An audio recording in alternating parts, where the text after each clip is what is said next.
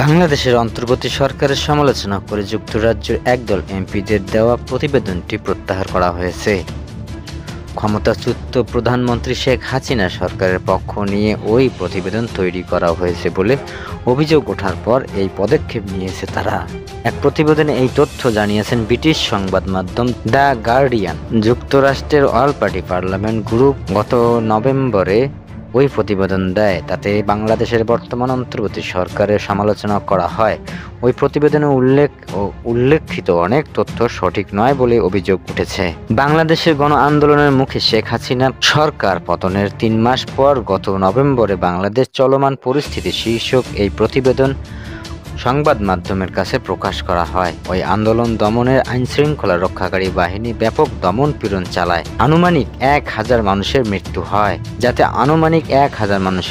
হয়।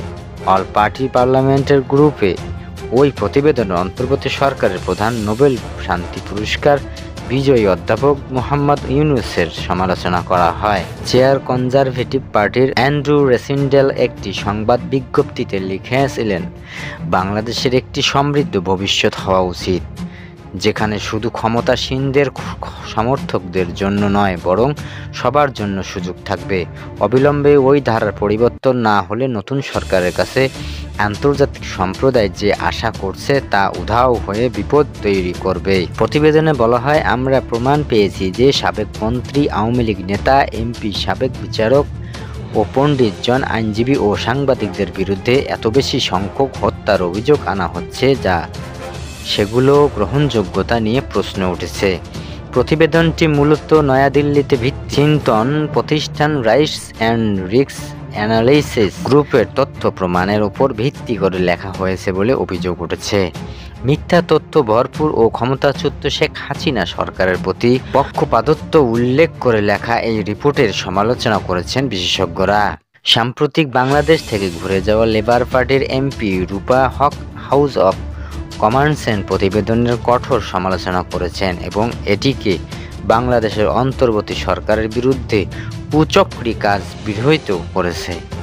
রূপা হক বলেছেন, ডক্টর মোহাম্মদ ইউনূসের ব্যক্তিগতভাবে তার কাছে বিতর্কিত এই প্রতিবেদনটির বিষয়ে উত্থাপন করেছিলেন এবং জিজ্ঞাসা করেছিলেন, আপনার সরকার কি করছে? পার্লামেন্টের নামে এই মিথ্যা তথ্য ছড়ানো হচ্ছে। লন্ডনের School of Oriental and African স্টাডিজের অধ্যাপক নওমী হোসেন বলেছেন, প্রতিবেদনে মৌলিক ত্রুটি রয়েছে।